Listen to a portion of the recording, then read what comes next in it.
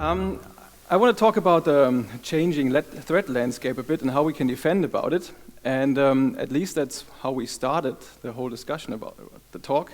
And then we started collecting stories, and we found out if we want to talk about it, we would need the rest of the day and probably also the morning sessions, because there are so many interesting things happening that right now we can only give like a rough idea what's actually going on in the internet at the moment. And I really hope that we can continue the discussion tonight, and you don't have to pay me a beer, but maybe I'll pay you a beer if you come up with some interesting discussions. So let's try it that way.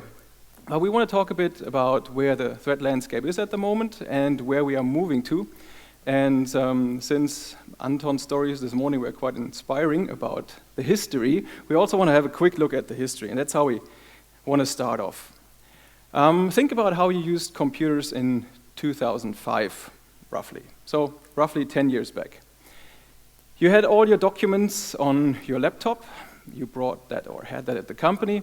And if you wanted to work on a document or something in the evening, what did you do? You took your laptop, closed it, put it in your backpack, and carried it home. At home you continued, and the next day you also again took your laptop, brought it to work, and continued working. So basically, all the time, the data was following you on the device wherever you went. But it was important that it was bound to the device. So securing was also rather easy, and we had some steps that were kind of common in that time. You need to have antivirus, you need to have firewalls, and you need to patch the systems, right? And backup is also important, because if you lose something, that's quite essential. Now think how you use information technology and your data today. First thing in the morning, you have a coffee, maybe some breakfast. And at the same time, most people already get their smartphones out. Private use is check what other people have written on Facebook, what have my friends twittered, and so on. But maybe you're already also one of those guys or girls that check corporate emails in the morning, see what the other end of the world has done throughout the night, and you start to plan your day already at breakfast time. You do this on your smartphone, right? You have corporate email, you have access to your cloud storage and all the documents that you might need.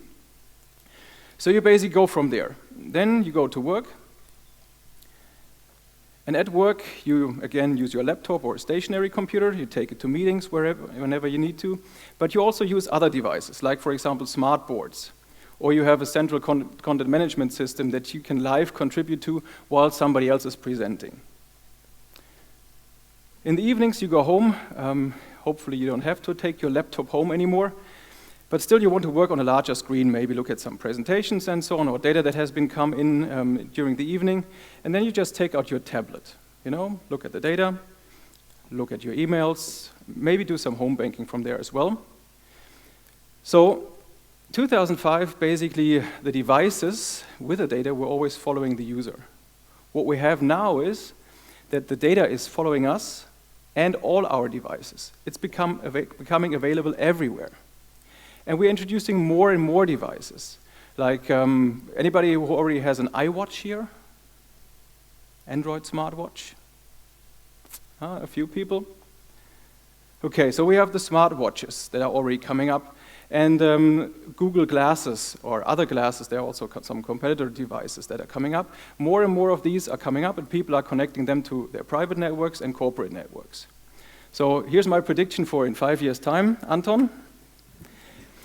In 5 years' time, we won't even remember what it was like before we were able to bring all our internet-connected things to work. It will just be normal that we connect our smartwatch to the corporate Wi-Fi, for example. So what about the attacks?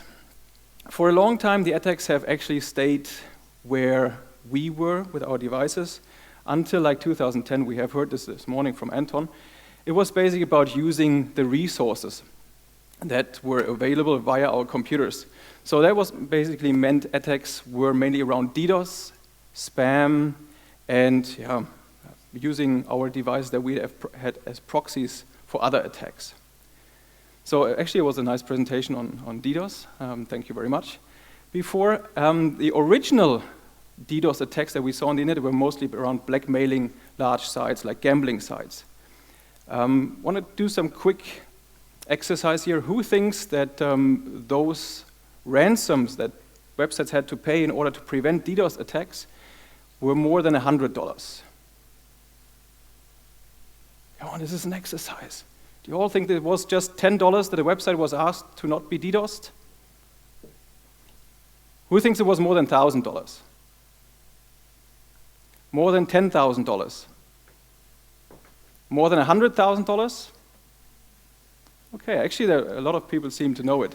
So the first websites that were DDoS, they were asked for prices around like $50,000 US in order to stop the DDoS happening against them. And those were largely gambling sites and so on. Those are not really happening anymore because we already heard there are companies like Cloudflare and so on that prevent DDoS attacks. But we still see DDoS attacks happening, but nowadays it's in the few $100 only. It's usually small shops and so on, because nobody buys DDoS protection if they can seemingly get out of a DDoS attack for $400. Nobody even goes to the police if it's just for a little bit of money, you know? So we're still seeing DDoS attacks, but not that many anymore. But coming back to the point of where we were about using the resources that the computers basically provided us. Same with mobile. When we got the first mobile malware, it was around using the resources that the mobile phone provided, because it was around calling premium numbers and sending text messages to premium numbers. So this has also changed a little bit, but it hasn't changed as recently as we have changed our data usage or our usage of information technology. One of the first shifts we were able to see were around banking Trojans, basically hijacking our browsers and redirecting banking transfers not to the original destination, but to some other account of a money mule. So that was kind of the first step. The next step that we saw, and that's actually still growing, is ransomware. Anybody who got their PC blocked by ransomware and who is willing to admit it? So maybe you've seen that screen. The police in Norway is saying you did something illegal on your computer and you have to bail your computer out in order to continue using it. That's pretty bad, but it only stops you from using your device, and if you have all your data somewhere else, you just throw that device away and buy a new one. It's not always that expensive. A few months back, a friend of mine called me and said, Felix, I have a problem. I have downloaded this shady app. It looked like an update of a service that I use, and unfortunately it had blocked my smartphone. Since I had debug access to the smartphone, I was able to remove the app, but this stupid app has encrypted all of my precious images that I have on my smartphone. That includes family pictures, my kids, stuff that I photographed for work that I only have on my smartphone. It's all encrypted, it's all gone. I can't access it anymore. And that's where the bad guys have noticed how they can really hurt somebody, by attacking their data. And the positive side, or the upside of the story is we were actually able to take the malware, take it apart, and we found the decryption algorithm inside there, and so we were able to recover all of my friend's files, which was pretty good. But you can see there's also a shift on the criminal side happening towards data. And especially around the banking Trojans, we see a very interesting shift, and that's related to where the big money is. So you get a little bit of money with spam and DDoS, a bit more with the banking, but the really big money is where industry and government information is. So I've taken the oil rig as an example here because it's quite prominent in Stavanger. If you know where in an easily accessible location there's more oil, that information is worth billions. And getting this information, that can make you a rich man in no time. But only very few people have that information. So how do you get there? And that's where we already see a shift in the traditional banking Trojans. Because they don't collect only banking data anymore. No, they collect all kinds of information now, like, for example, email data. Your password, your email address, and your password if you use an email program or a webmail program. Or Facebook. You can't imagine how much Facebook data and social media data accounts we find in drop zones. So what is that data actually used for? Email accounts, they basically give you the first step towards accessing secret information. So imagine you find an email address that ends with @statoil.com. well, you already got your first foothold into an oil company. It may not be directly the one that you want to, but maybe it's the first step. In some cases, you are lucky and directly get access to the person that you want to. In other cases, you may find somebody's private email account or private Dropbox account or private Facebook account, and there's still a tendency that people reuse the same password in all of their accounts. Unfortunately, but it still happens. So that's always a good way to kind of get along the chain and find more out about the person that you actually want to target. Same about Facebook. In Facebook, you write all of the details about yourself that can make you vulnerable. And if you don't get your details compromised, maybe your friend does, and your friend can also see the same information about you as yourself. So here are some examples that we found in a recent campaign that was targeting government officials. Actually, Ryan will talk about the same campaign in more detail, so I will only give you a few highlights. There was one email sent to a lady about Victoria's Secret coupons, precious underwear. And it was found that on her Facebook profile, she was actually looking and following Victoria's Secret and was very proud of saying that she bought there. So she got an email with a special coupon, and when she clicked on it, her computer was owned, and basically her system could be compromised. We saw something similar with car sales when people noticed others wanted to buy a car, for example. Or here's another interesting story where a person got 2 invites for the Nobel Peace Prize Gala. Twice. From the same person. And the emails looked identical. The only difference was that the email with the invitation, the PDF document that was in there, one contained an exploit and one did not. So if the person clicked on the second email or the second PDF attachment, again, the system was owned, and everything that this person accesses could also be accessed from the attacker. So accessing the data is one topic that we need to think about more in the changing threat landscape. Another is the devices. So we already saw in the beginning we are using so many devices to access our data. We're using our smartphones, our tablets, our laptops, maybe even our smart watches to access our corporate emails, Dropbox accounts, cloud, whatever. But there's also other data that we can access. And I don't want to talk too much about it. Ryan will give you the details right afterwards. We are seeing more and more that mobile phones and other smart devices are turned as bugs against you. Like earlier last year, we found a malware construction kit which can create malware that activates your microphone on request and records the data and send it off somewhere to the attacker's cloud. So is anybody here who does not take their phones to meetings? One. So think about it. There are some secrets that you don't even tell your employees, but that you talk about meetings. And you have your mobile phone with you. It's lying there right in front of you on the table.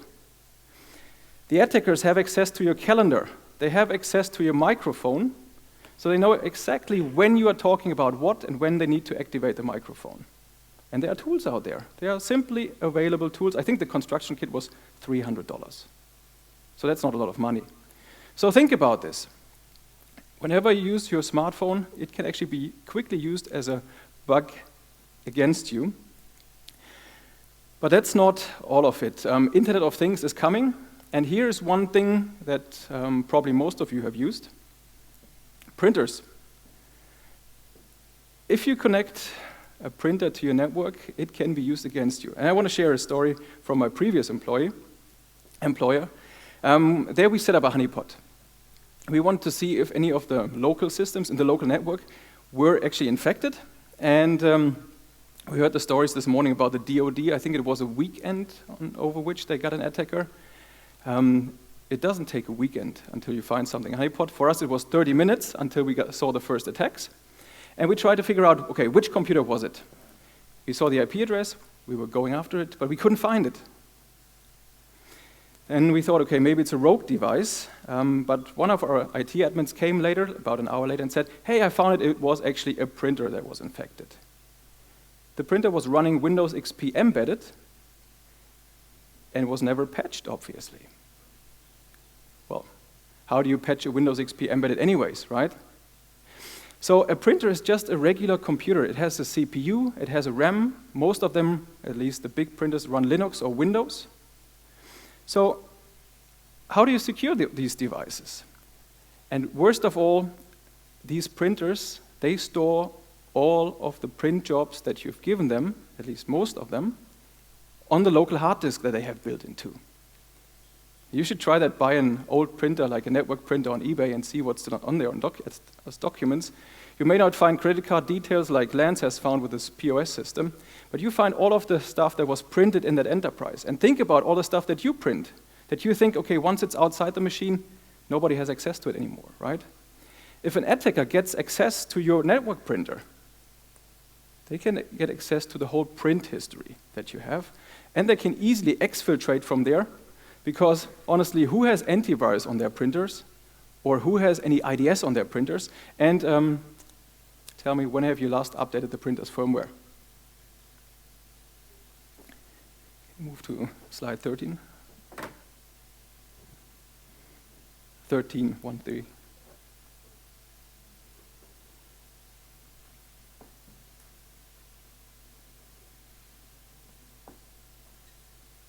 Sorry for the delay. I have some hidden slides that I wanted to show you. Here are some other things that are more and more introduced, maybe at home first, but maybe also in corporations, which is more like the traditional Internet of Things that people think about, like fridges. Here's a fridge from Samsung, and it has internet connectivity, it has some information about recipes that you want to cook, it tells you what's in the fridge, and so on. It has access to your cloud storage. So it has quite a lot of access.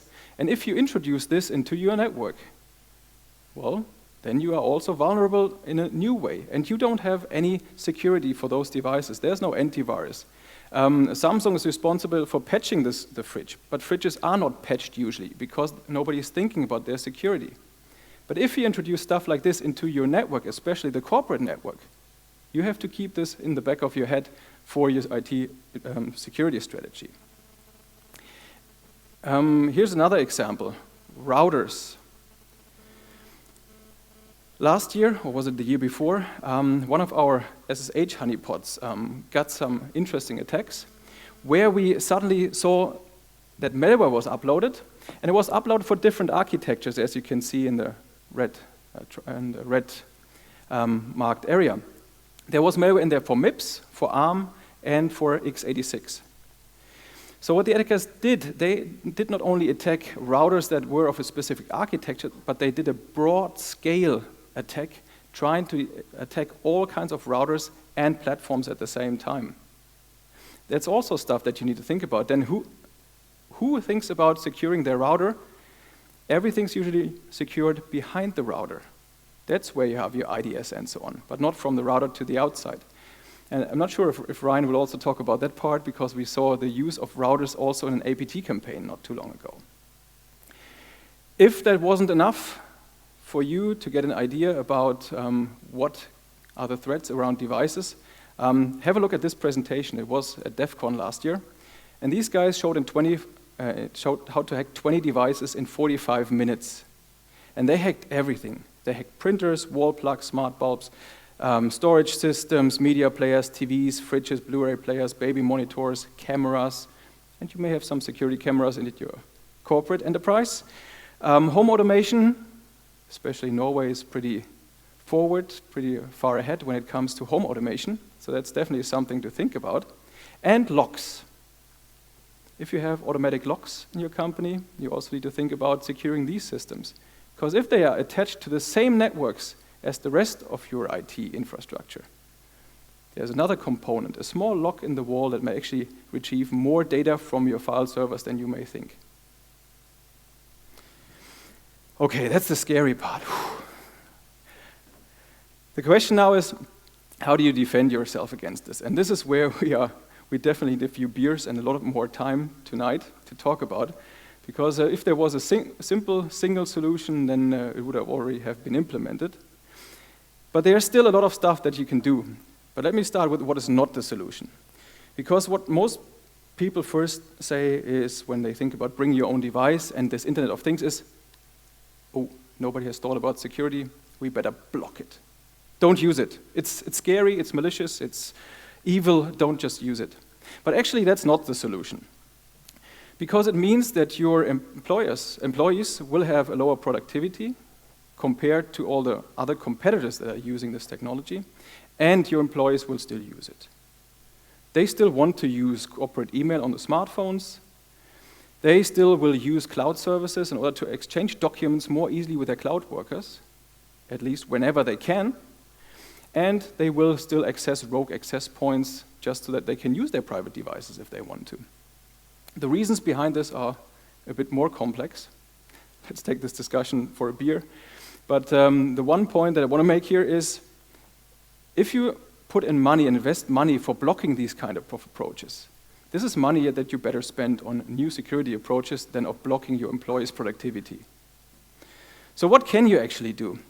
The most important thing is to ask yourself, or not ask yourself, how do I prevent my organization from security breaches?